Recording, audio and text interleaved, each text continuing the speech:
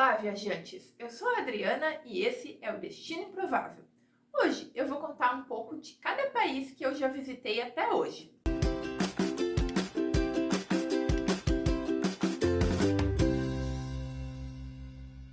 Minha primeira viagem internacional foi para Nova York, lá em 2016. Eu fiquei poucos dias, visitei o Central Park, vários museus, a ponte do Brooklyn e comi muito fast food. Realmente, andar por Nova York é se sentir um pouco personagem de um daqueles tantos filmes que a gente assiste e que se passam na cidade. Não tem uma maneira melhor de descrever. A rede de metrô é bem complexa, tem uma infinidade de linhas e estações e provavelmente uma das redes mais complexas que eu já vi até hoje. Tem que prestar muita atenção, mas eles distribuem mapas e depois de alguns dias fica mais fácil. Sem dúvida, é uma cidade grandiosa e eu sempre fico me perguntando como seria viver lá, onde tudo parece acontecer. Ah, que saudade!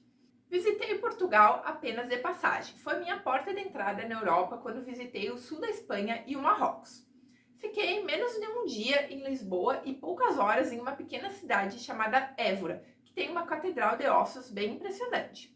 Quero ainda voltar a Portugal para explorar com mais tempo, mas lembro até hoje da suavidade e doçura do famoso pastel de Belém, doce da capital portuguesa. Gente, não é um pastel como a gente está acostumado aqui no Brasil, aquele pastelão de feira. É mais um tipo de tortinha ou empada de massa folhada com um creme que lembra bastante o creme de confeiteiro. Maravilhoso! Na Espanha, eu visitei apenas o sul, Sevilha, Córdoba e Granada, antes de ir para o Marrocos. Granada, especialmente, tem uma influência árabe bem marcante. Já foi dando para entrar no clima do que seria o Marrocos. Gostei das três cidades, mas Granada é para mim a mais bonita das três. Recomendo mais ou menos um dia ou dois em cada uma. A Catedral de Sevilha é gigante e a igreja mais bonita que eu já visitei. Córdoba tem uma mesquita-catedral, uma catedral que foi transformada em mesquita e depois novamente em catedral, que é algo único no mundo. Em Granada fica a Alhambra, um complexo de palácios e fortalezas incrível. O Marrocos, sem dúvida, foi o país mais diferentão que eu visitei lá em 2017. Consegui conhecer umas 8 cidades pelo menos. Minha porta de entrada foi Tanger, chegando de Algeciras, na Espanha, de ferry boat em um trajeto curto e tranquilíssimo. Tanger é um choque cultural imenso. É uma cidade movimentada, louca, com muito comércio de rua, o que aliás é muito presente em todo o Marrocos. Amei Fez, uma cidade com uma Medina enorme. Medina é a parte antiga da cidade, que concentra o mercado local, isto é, o conjunto de lojas de todo tipo. Lá é possível visitar o curtume, o local onde se produz couro. Eles dão até um galinha de menta na entrada para que o turista consiga suportar o cheiro intenso de couro. Merzouga foi minha parte favorita, pois é a porta de entrada para o deserto do Saara. Foi o primeiro deserto que eu visitei na vida e desde então digo que virei a louca dos desertos. Tem uma frase do livro Pequeno Príncipe em que ele diz que ama os desertos, porque lá não se ouve nada, não se vê nada, mas algo irradia. É uma descrição perfeita do deserto. É o céu mais lindo que eu vi na vida, especialmente à noite, todo estrelado. Nunca tinha visto tanta estrela na vida.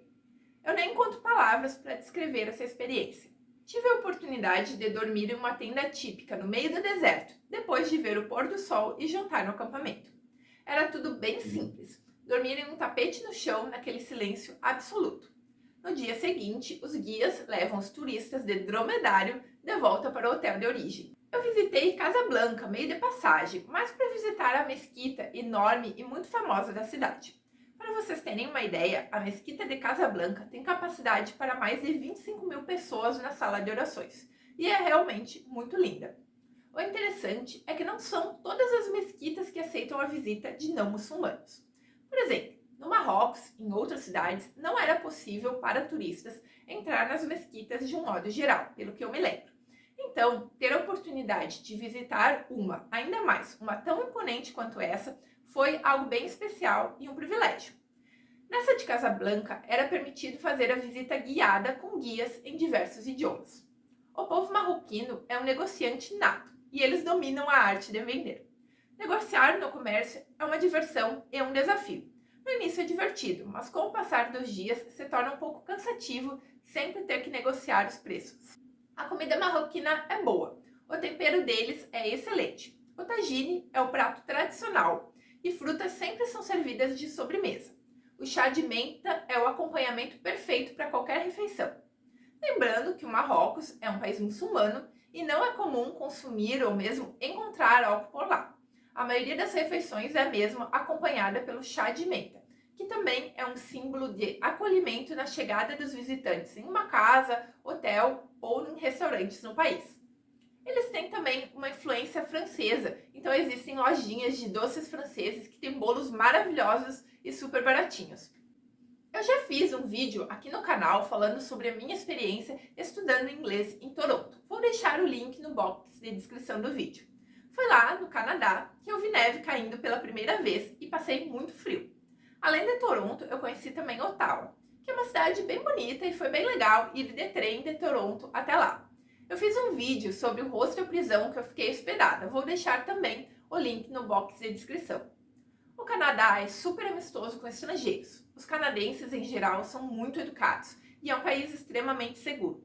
Sei que muita gente sonha em emigrar para o Canadá e entendo que a segurança do país já é um baita motivo para isso. Mas, sinceramente, não foi o país mais legal que eu visitei. Não me entendam mal. Eu adorei ter ido para lá, mas não achei o Canadá tão empolgante quanto outros destinos. Pessoas que têm visto americano não precisam tirar o visto canadense para viajar a turismo. Basta solicitar uma autorização especial de entrada, bem mais simples que o visto propriamente dito. Se você for para lá, não deixe de provar o poutine, o prato nacional do país, que nada mais é do que batata frita com queijo e molho de carne. Experimente também o baguel, aquele pão em forma de rosca, meio elástico, meio esponjoso e super comum para fazer sanduíche. Visitei o Chile em 2018, porque sou a louca dos desertos, claro. Eu precisava também visitar o deserto do Atacama, que fica no norte do país. Eu comprei uma passagem saindo de Porto Alegre para Calama, fazendo conexão em Santiago. Calama é o aeroporto mais próximo de São Pedro do Atacama, uma cidadezinha pequena que é referência para visitar os pontos de interesse no deserto do Atacama. Eu tinha pouco tempo para fazer esse roteiro, uma semana, mas acho que foi tempo suficiente. Em São Pedro do Atacama, existem muitas agências de viagens que fazem diversos passeios de um dia ou de um turno, pelos pontos de interesse de toda a região. Há diferentes padrões, desde as mais simples até as mais luxuosas, mas os roteiros são, de uma forma geral, similares.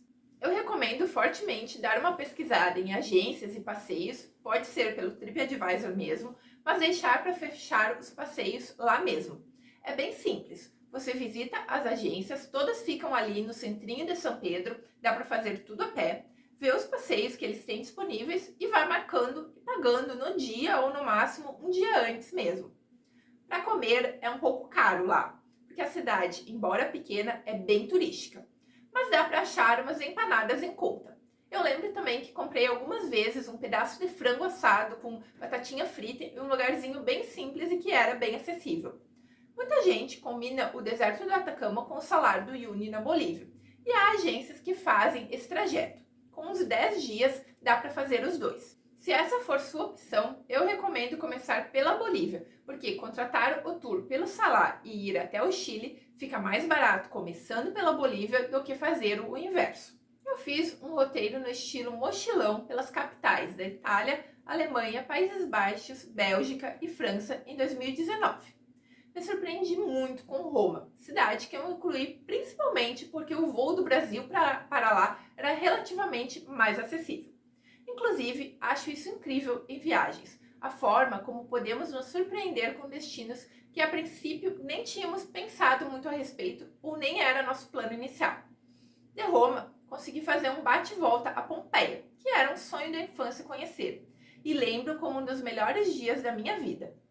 Quero muito explorar ainda outros destinos italianos, pois com certeza foi em Roma que eu comi a melhor massa e a melhor pizza da vida. Gostei muito de Berlim, pois visitei muitos museus e atrações ligadas à história, que é algo que eu amo fazer.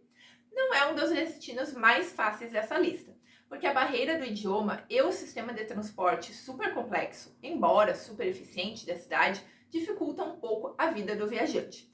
É um daqueles destinos que eu recomendo para os amantes da história. Até hoje sinto água na boca de lembrar das salsichas alemãs, minha comida de rua maravilhosa em Berlim. Amsterdã é, sem dúvidas, a cidade mais linda que eu visitei na vida. Também é a minha cidade favorita. É absolutamente perfeita. A arquitetura é bonita, tem aqueles canais, as bicicletas, o sistema de transporte é impecável. Eu passei meus dias visitando museus incríveis. É uma cidade realmente cara para os bolsos brasileiros, com certeza muito mais do que Roma e Berlim, por exemplo. Em compensação, é uma cidade fácil de ser visitada, porque embora o idioma oficial do país seja o holandês, parece que todo mundo por lá fala em inglês impecável e o povo é muito gentil com os turistas. Se você for para lá e quiser visitar a casa da Anne Frank, não deixe de reservar a visita com alguns meses de antecedência pela internet. É a atração mais visitada de Amsterdã e lota com facilidade. Ah, eu sei que a pergunta que não quer calar quando se fala de Amsterdã é sobre o famoso brownie de maconha. Eu comi, paguei 7 euros e foram os 7 euros mais mal gastos da minha vida, porque não senti absolutamente nenhum efeito. Deveria ter comprado cerveja, teria ficado mais felizinha. Passei um dia em Bruxelas porque estava no caminho entre Amsterdã e Paris. Uma cidadezinha fofa e bonitinha, mas sinceramente não me atraiu muito e não tenho grande vontade de voltar lá. O chocolate é realmente gostoso e a cerveja belga é definitivamente a melhor de todas. Falo isso como uma amante de cerveja. No hostel que eu fiquei hospedada tinha um bar e foi lá que eu tomei a melhor cerveja da minha vida, indicada pelo bartender. Ah, Paris. Paris é sim uma cidade linda, isso é inegável. A Champs-Élysées é provavelmente uma das ruas mais lindas do mundo. O Louvre é maravilhoso, o Museu d'Orsay é demais, só que visitar todas essas lindezas tem um preço. E nem estou falando do preço monetário, mas o preço que se paga em filas enormes pela cidade e em transportes e atrações lotados. Não é mito, especialmente em Paris, os franceses parecem não gostar muito de falar inglês e não são muito simpáticos com os turistas. Por um lado, eu até entendo, eles devem estar um pouco fartos de ver a cidade deles lotada de turistas e quase intransitável por conta disso. Quando eu visitei a França, eu não falava nada de francês. E ainda quero voltar ao país, agora que eu falo, porque tenho a impressão que será uma experiência bem diferente. E também porque é um idioma que eu absolutamente amo. Meu veredito é: Paris é linda, mas é sim um pouquinho supervalorizada. Meu deslocamento entre as cidades nessa viagem foi feito em sua maioria de Flixbus, uma empresa de ônibus de baixo custo da Europa. É bem popular, tem malha rodoviária em grande parte da Europa e eu comprei minhas passagens antes mesmo de embarcar com cartão de crédito. O site deles tem versão em português e não tive nenhum problema em nenhum dos trechos, embora os ônibus sejam sim um pouquinho apertados. Eu já fiz um vídeo todinho sobre a Bolívia aqui no canal. Vou deixar o link no box de descrição do vídeo aqui embaixo. E afirmo novamente, foi uma das melhores viagens da vida. É um país lindo, com paisagens surreais, barato, perto, acessível, só tenho elogios. É um país super tranquilo e não me senti insegura em nenhum momento, mesmo viajando totalmente sozinha e por conta própria. O que eu digo sobre o Japão é o seguinte: é um país que todos nós deveríamos visitar pelo menos uma vez na vida, porque ele é completamente diferente de tudo que eu já vi. É completamente diferente da Europa, dos Estados Unidos, da América do Sul, desses destinos que usualmente a gente acaba tendo mais contato através de pessoas que viajaram ou de filmes e séries mesmo. Aquela ideia do Japão cheio de luzes, de letreiros, todo tecnológico é muito real, principalmente quando você visita Akihabara, o famoso distrito de eletrônicos e mangás de Tóquio. Ao mesmo tempo, aquela ideia do Japão budista cheio de templos em meio a muito verde também é muito verdadeira, e são dois mundos que coabitam. Além de Tóquio, eu recomendo fortemente visitar Kyoto por alguns dias, pois é uma cidade com um ritmo diferente de Tóquio, mas também muito especial. Mesmo usar o banheiro no Japão pode ser uma experiência de vida muito diferente de tudo que você já fez antes. Uma dica legal é, se você visitar a cidade de Osaka, ir no Parque da Universal que tem lá. É demais! Foi minha primeira experiência em um parque de diversões desse tipo e eu amei. Para visitar o Japão, os brasileiros precisam de visto, mas é relativamente acessível tirar. O meu eu fiz no Consulado do Japão em Porto Alegre. Tive que ir lá entregar pessoalmente a documentação, inclusive com o comprovante da minha passagem aérea e o meu roteiro, e pagar a taxa, e uma semana depois eu fui novamente ao consulado para retirar o meu visto pronto. Lembrando que eu fiz 2 vídeos já sobre o Japão, um sobre comidinhas e um sobre curiosidades que eu observei por lá. Vou deixar os links no box de descrição do vídeo. A Argentina foi o último país que eu visitei, no início desse ano. Eu passei 2 meses em Buenos Aires estudando espanhol e curtindo a vida. Já tem um vídeo sobre passeios não óbvios em Buenos Aires, vou deixar o link no box de descrição do vídeo. A comida era ótima, especialmente para os amantes de carne vermelha, e os vinhos incríveis e super baratos. É um país super acessível para os brasileiros. A arquitetura da cidade de Buenos Aires é muito bonita e tem aquele estilo europeu decadente. Tem bons museus, parques legais e programas acessíveis para todos os gostos e bolsos.